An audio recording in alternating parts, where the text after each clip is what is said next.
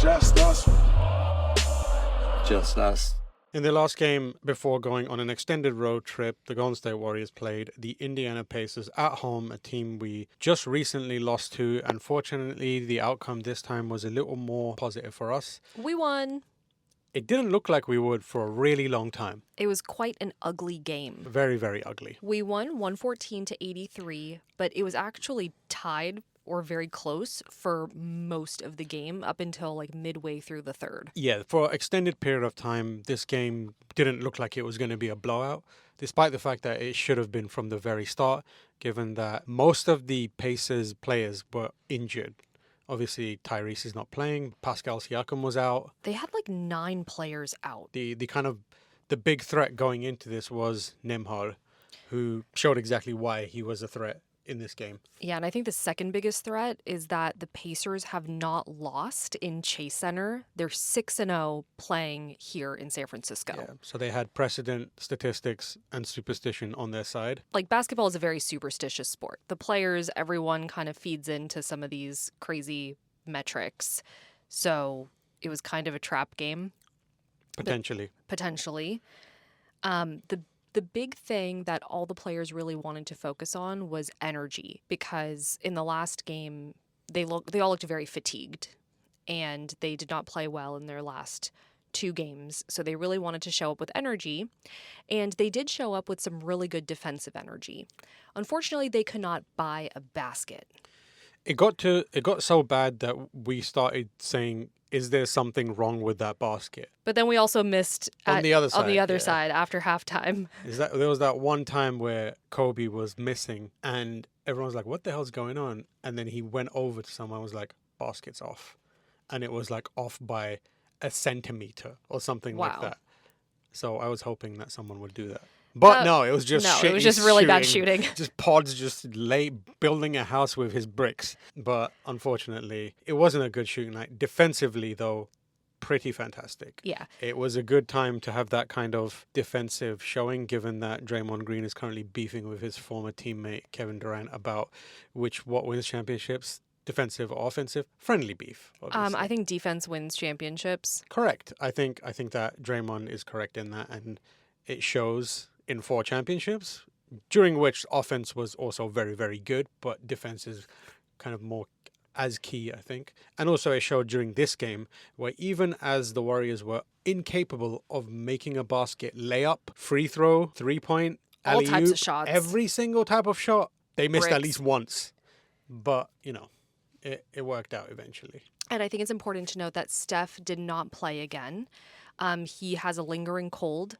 Thankfully, he was there, so he was on the bench helping root the team on, but he was unavailable to play. Yes, the first half of the game, there were some cuts to him. The camera cut to him a couple times, and he looked as frustrated as I think we felt watching from the comfort of our living room. There were some moments where if you kept an eye on him during the play, and people like Buddy or Pods were missing open layups, you could see Steph kind of wincing and reacting almost involuntarily with disappointment. And it was that kind of game. Yeah, but the player that really kept us in the game was Jimmy Butler. Yes. So, regulator.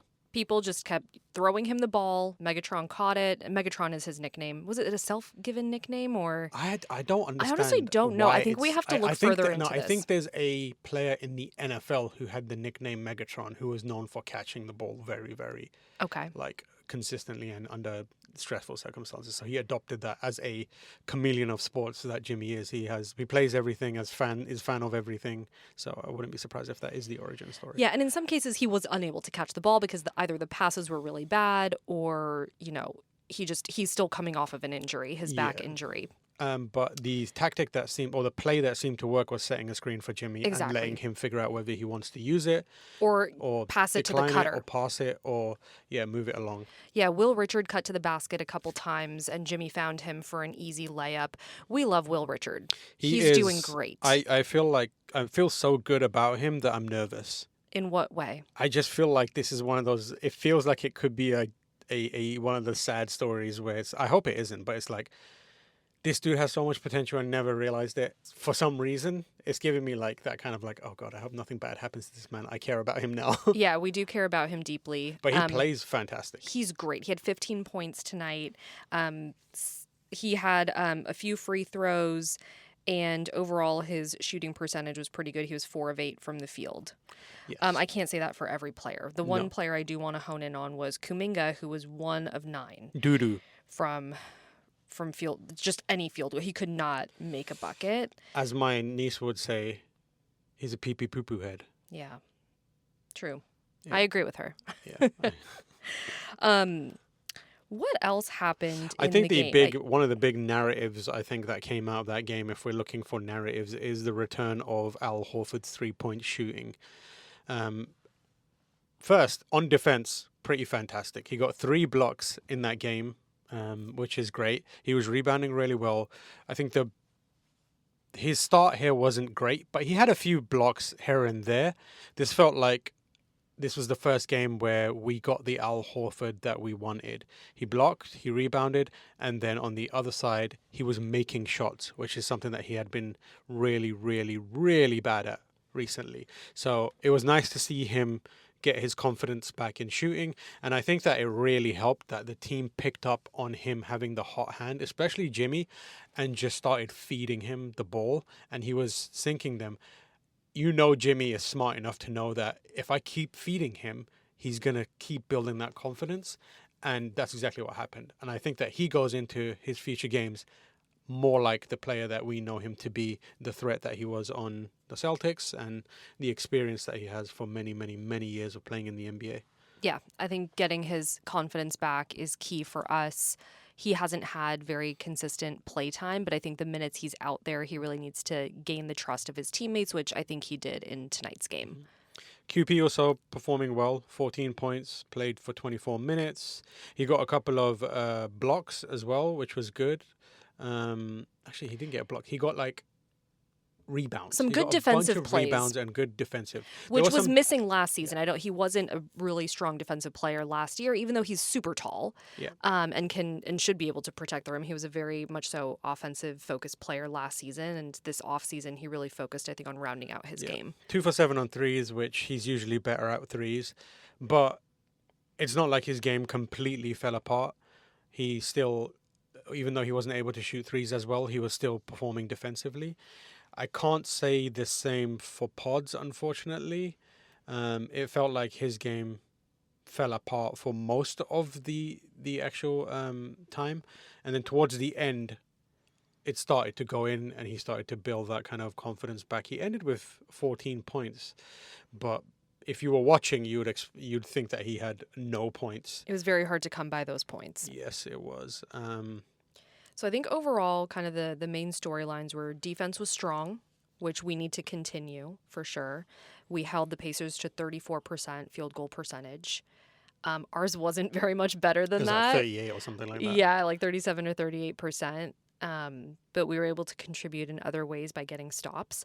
We didn't foul as much as we have in recent games, and we took care of the ball. We didn't end up with that many turnovers, which has been, a detriment to us all season long. I think the upside of winning is you get that confidence. I think there's no doubt from a fan perspective, we would have liked it to be more emphatic as a win. We should have won by a lot earlier on. Points. Yeah, we should have won by 300 points. You're right. But we didn't. But you know what? We found a way to win. A W is a W. A win is a win. I think what they can take away from this, even though it wasn't the A team for the Pacers, it was a good opportunity for them to take the lessons and no doubt the pep talk that Draymond gave them about their defense, because in his post-game interview after the last game, where they had almost no defense, he was like, this is on me. I screwed this up. And if the defense of the team isn't working, it's on me. And he clearly went in there and belt to ass some people, and their defense was rock solid this time. So I think they should be very, very encouraged by that. And then the other points of encouragement are Al Horford shooting, and then Will Richard continuing to be pretty great. I think Kuminga needs a bounce back game. Moody sunk a few threes and started getting active towards the end. He's still feeling good. I think Kuminga and Pods are currently in like self-confidence crisis mode, which hopefully they'll pull themselves out of, because they have shown they can do that and play well. Honestly, I don't think it's they're playing very confidently, but confidently bad. Yeah, I don't know what it is, because Kuminga started awesome and then he regressed into Old tactics. Yeah, like taking shots that were clearly not good. He shot too many threes today. Driving into the paint and then just letting the ball go, hoping for fouls. He wasn't that connector that he has been this few games at the start of the season. They said that the game has slowed down for him. It does not look like the game has slowed down for him based on the last two performances. He looks lost. He looks like he's making bad decisions. But like we said, he's clearly shown that he can do it. So it has to be like a kind of like rough spot for him. And same with Pods. Pods had this last season after his nose injury where he could not shoot a three. And then towards the end of the season, we got old Pods back. So we'll see how that goes. Exactly. Well, let's look ahead. We have a few games coming up this week. We have a back-to-back on Tuesday and Wednesday, both on the road. The Warriors are leaving for a very long road trip. I think the next 6 games are on the road. So Tuesday, we're playing the defending champion Oklahoma City Thunder in Oklahoma. And then on Wednesday, the Warriors are playing the San Antonio Spurs. And looking forward to seeing Wemby. Kind of scared, to be honest, because he's been doing amazing things. But yeah, those are our next 2 games. That's a tough back-to-back. That is a rough back-to-back. But Steph should be back. I really hope so. Hopefully he'll be back by then. We need his scoring. I bet you he's got some pent-up energy that he wants to get rid of for this game. But yeah, that will be interesting couple of games. We're playing the Spurs twice in a row, right? Yeah, so Wednesday and then Friday. And then Friday, yeah. So an interesting one. All right, boobies and butthole for this game. Okay, you go first. Butthole could not make the shots that we needed to make, and we've seen them make thousands of times. Just incapable of confidently scoring, laying the ball up, shooting free throws. Definitely a huge butthole on that one. Boobies. Al Horford's back. Al Horford's playing better. I won't say he's back. Defense was extremely good. You'd find a different pair of boobies and a different butthole. Yes. Okay. So butthole for me was kind of the lack of energy to start the game. Even though that was kind of the game plan was to come out with energy, I felt like the first half lacked that. Mm-hmm. And then I think boobies were actually my favorite play was when Moody hit a fadeaway 3 to end the third quarter, and he got fouled on it and completed a 4-point play, and he fell into his own bench, and everyone was just cheering for him, and he even smiled. It's rare to see Moody smile. But Steph looked like a proud dad from the bench. It was nice to see the team kind of rally together. I feel like that was almost the turning. That was pretty much, like the third quarter was the turning point, and that was a great exclamation point to put on the turnaround. That was kind of like a full stop on the momentum shift. Yeah, which is good. And for those of you who don't know what boobies and butthole are, because I don't know if everyone's tuning into every episode, it's our version of rose and thorn or peak and pit, right? Boobies are like, what did you like about the game? Butthole is what went bad. Yeah, that's so.